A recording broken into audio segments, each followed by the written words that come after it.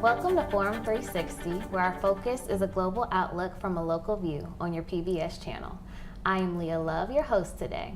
So it's the end of the year, and as a business owner or a potential business owner, you might feel like you're overwhelmed, like you're exhausted, and you're not sure what your next step should be. So I have two savvy business owners who are going to explain some of the best tips to be successful in 2018. This is Ashira Nelson of Savvy Girl Money. She is a YouTube blogger and a CPA. Yes. And we have Miss Dashika Wells, who owns VineWorks Marketing, and now the official B.A.B.E magazine as well. So they're going to talk to us today, and we will look forward to getting our tips. So tell me a little bit about your business and how long you've been a business owner. So from the aspect of a YouTuber, I have been YouTubing since March. I'm a CPA. I've been doing that for about 6 years now. Okay. And from the aspect of work and in my community, I saw a lack in financial literacy. So I wanted to take the knowledge that I learned from work and apply it and help individuals in my community to use these skills that I was using at work. Great. For myself, I've been in business about 4 years. Very much the same as Ashira here. I saw a need for marketing in the community. I was really interested in startup businesses and what the implications were and kind of the success rates and things like that. And I wanted to see what I can do to help those businesses succeed past the 5-year kind of mark of death, which a lot of small businesses or startups fail within the first 5 years. And marketing is one of the leading causes of that failure or lack of marketing. It's kind of the first thing to go when businesses start up. So I said, well, what can I do to work with these businesses to help them, maintain longevity, sustainability, and things like that? And so that's where VineWorks came in, VineWorks Marketing.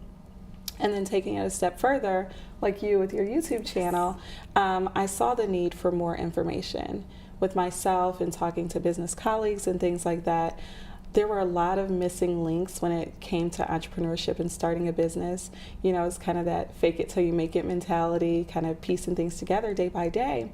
And so I saw a lot of holes with financial literacy being one of them, branding, marketing, balancing work and family and things like that. So that's what official B.A.B.E magazine does for the community. It's geared towards African American females who are starting up businesses or considering starting a business, and it's providing those missing links to information that's needed to sustain the business idea.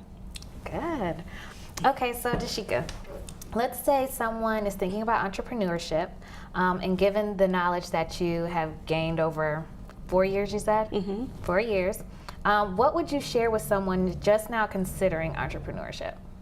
Man, first off, I would say really hone in on what the needs are, what you have that you can provide to satisfy a need that someone has, and really dive deep to the point where you can almost assign a name to that individual.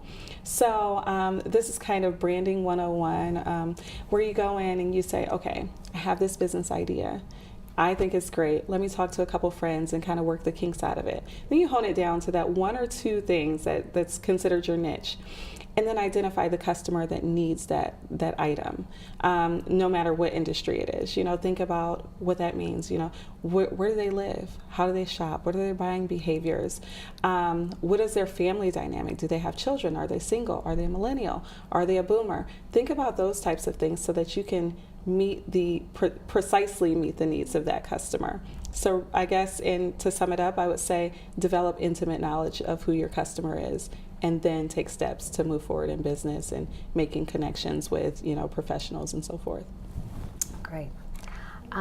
So Ashira, how did you know that going into accounting work was right for you? And as far as being a YouTuber, how did you know that this was the right steps that you needed to take? I knew it was the right steps I needed to take because no one in my family or in my community where I grew up was a CPA. I didn't know anyone. I didn't have anyone to lean on. I didn't have anyone to go to for advice, class help, nothing. So I wanted to be the person I felt like I needed. I wanted to be that person in my community. I wanted to be that person for every young girl, every small business owner who kind of feel the lack of financial literacy. I just wanted to be her for my community and other young women. Great. How do you stay focused on one idea and not jump around and lose your focus either? So at the beginning of every year, I make sure I create a vision for the year, create a plan, and I just remind myself of that plan throughout the year, because especially with social media, it can sometimes make you feel like you are behind. But I try to remember that sometimes that's that person's day 101, and this is my day 5. Allow myself to grow and get to that point. Don't rush the process, because you need these days to really learn and grow. Same here. Developing a lane and sticking with it. Being true to who you are. Being true to the kind of those core values that you started when you started your company, and reminding yourself of that for sure. For me, at the end of every year, I do a vision. I do a vision board. Probably October through December is just kind of nuts for me. I start kind of doing this kind of mental inventory of what worked well last year, what didn't, what do I want to put extra focus on? What do my customers need? How can I better meet their needs? And those sorts of things. And keeping all those things in mind keeps me plenty busy. I do generate new ideas and things like that, but I talk with friends, some in the same industry as me, just to kind of get that extra experience. I don't want to kind of be in a tunnel all by myself, but then others outside of my industry, so that I'm being mindful that there's a whole world around me and what are the implications to the overall good of everyone. And doing that really helps me to kind of stay focused and kind of edit my own thoughts, because they as an entrepreneur you have this kind of this urge to just think all the time and want to bring about new things, but I write them down too, because maybe today is not the time for that idea, but maybe later on, a year or so, might be.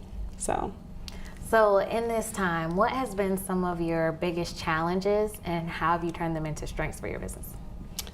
Man, so some of my biggest challenges, I'd say, is, like Ashira mentioned, you kind of hit the nail on the head with not having resources or information. And very much like she did, that's why I came with the magazine. I wanted to be that resource for other people. And fortunately for me, I was able to pull 14 other women from across the United States to help bring this mission forward. So it's a digital magazine. It can touch and reach anyone, anywhere. And so that has kind of been my remedy to that problem, but initially was lack of education in certain areas. Of course, I had my schooling and my own experiences, but when it came to finance, I'm not a CPA. I didn't know, things about balancing books and doing taxes and all of this other stuff, and various other business areas that I didn't quite have that insight into.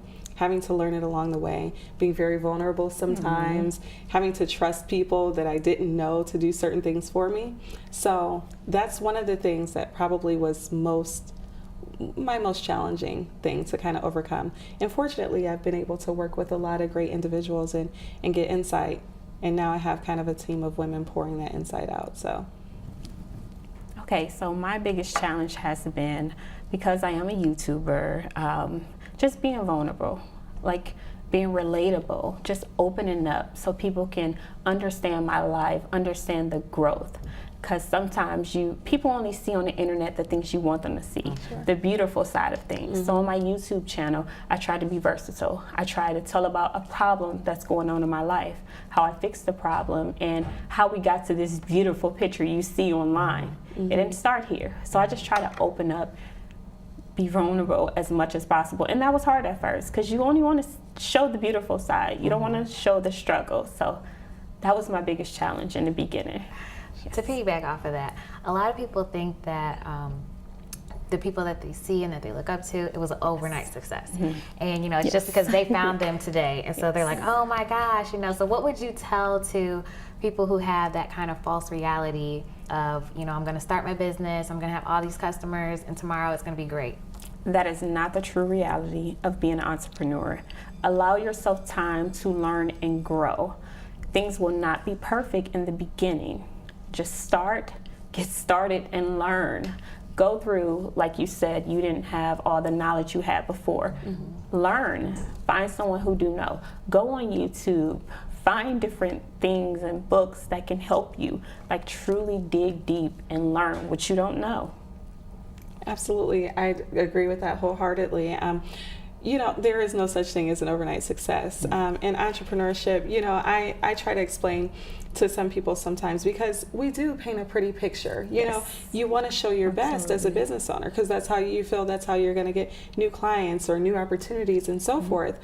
But at the end of the day, all the struggle that went into making that day or painting that picture. And so I try to share that as much as possible, being vulnerable, opening up and showing the nitty gritty of what's going on, especially on social media. That's a great outlet for that, because people want to know the story behind the brand.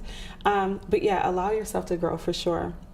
I was in a meeting one day, and someone said, and I cannot recall who, but if you expect for your dream to take place or to come into fruition during your lifetime, then you're not dreaming big enough.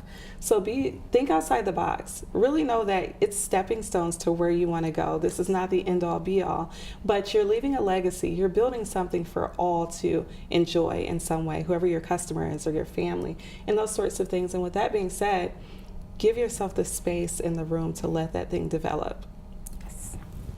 Thank you for joining us again. We are here with Ashira Nelson of Savvy Girl Money, and she is also a CPA and YouTuber.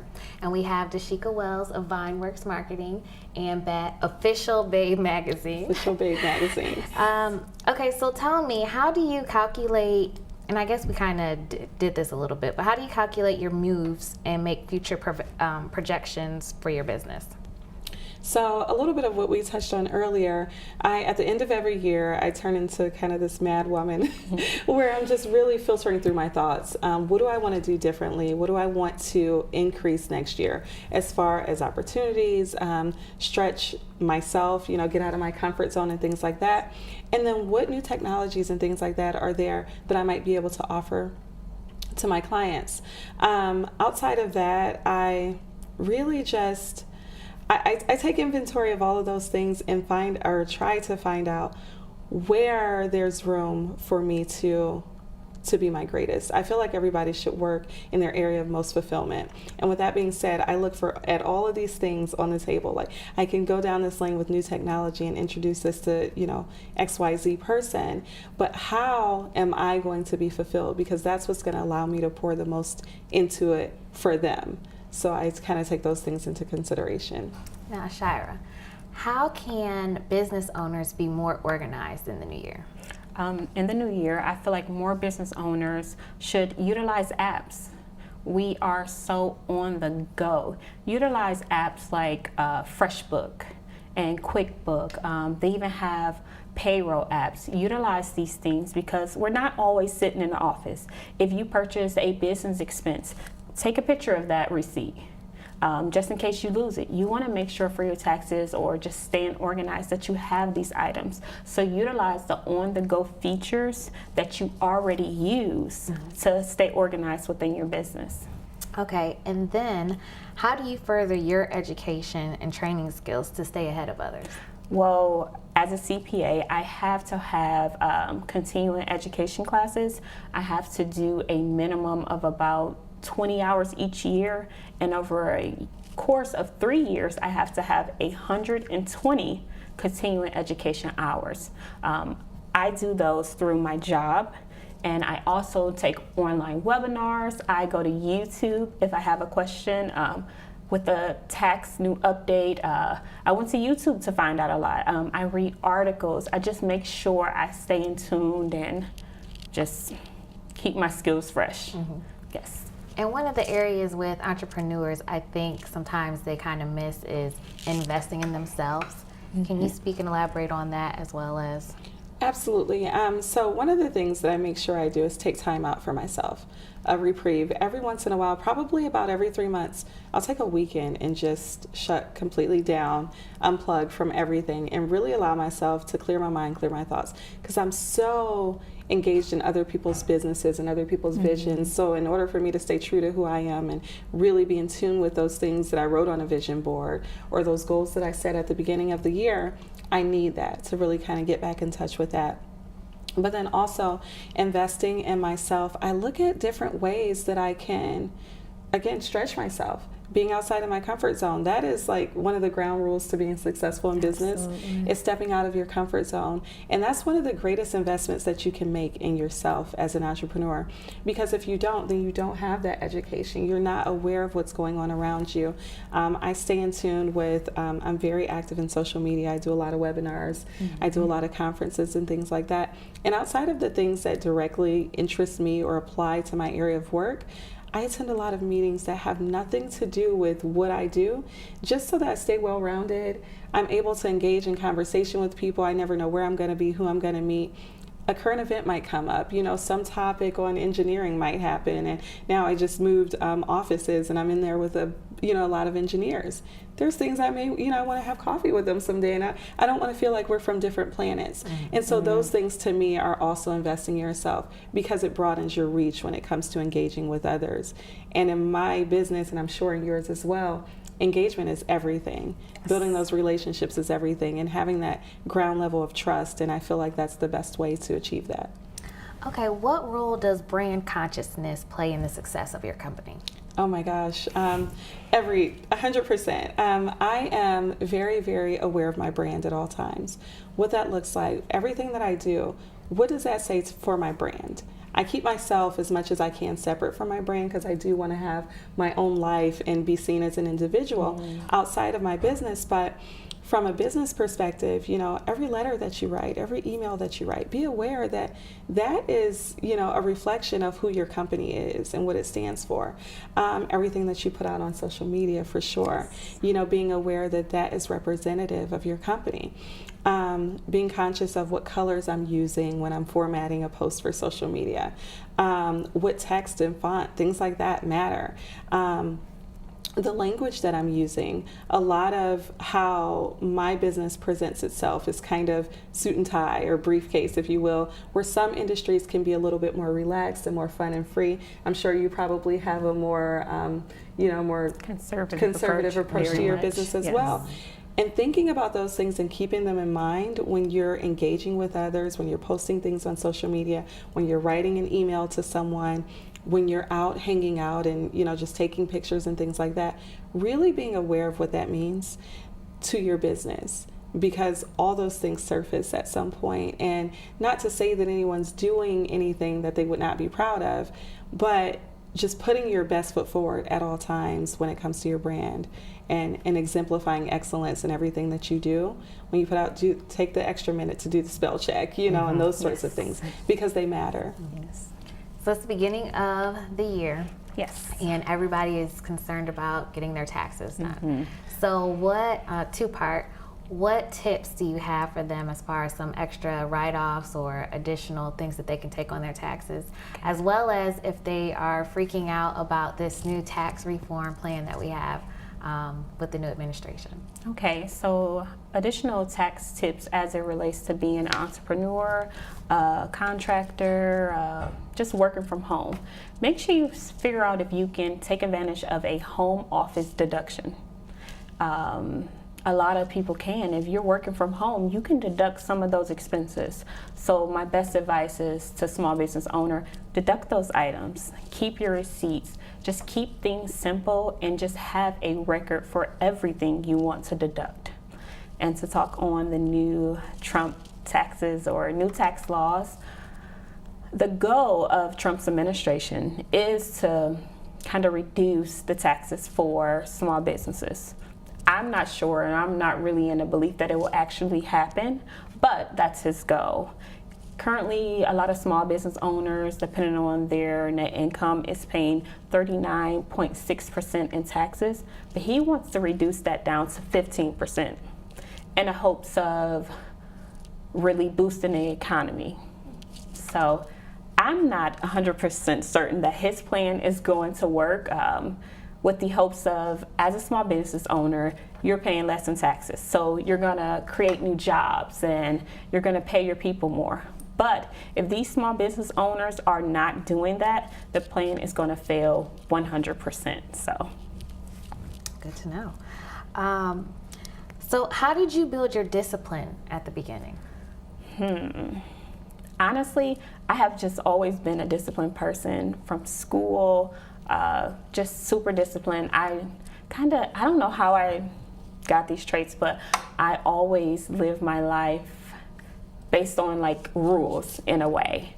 And I just kind of stuck to those things. And I remember being in college, I always told myself Monday through Thursday, absolutely no going out. And I stuck to it.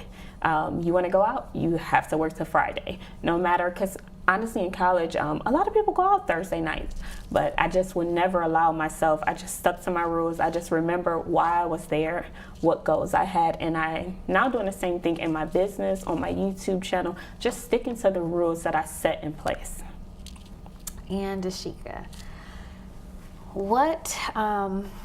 how do you develop your strategic alignments and partnerships for your business? Wow, so that one is definitely relationship building. I'm a person who's just naturally very curious and interested in what people do, how they do it, what makes you happy in your business, and especially when you can see that happiness just permeating from someone. And so when I see that, I talk to a lot of people, I dive in, what do you do? How do you do that? How long have you been doing it? Are you fulfilled? And those types of questions. And just in engaging that way, showing a genuine interest, people open up to you. And with that, if they can be of some help to what you're doing, or you can be of some help to what they're doing, it just kind of clicks naturally. But then oftentimes you also find that they might have a contact that you'd be a perfect fit for, or they might be a perfect fit for someone or could recommend. I make sure that like when I go to networking events and things like that, I'm always saving information, business cards and all that. And I love connecting people with others. Mm-hmm. And just in doing that, brings so much more collaboration opportunities back to me. Not that I'm seeking that, it just kind of opens up the universe in that way. But actually being strategic about it, I look at my goals. What do I want to do? What 5 things have I set out to do this year, or however many things they might be? Who's in my network that I can reach out to for some advice? Who in my network already has experience in this? Who in my network has done something similar or knows someone who has? And then engaging with them, trusting them enough, being vulnerable, to a certain degree, and having that level of trust to where I can express what I want to do and see if they are engaged and want to participate, or if they know somebody that can.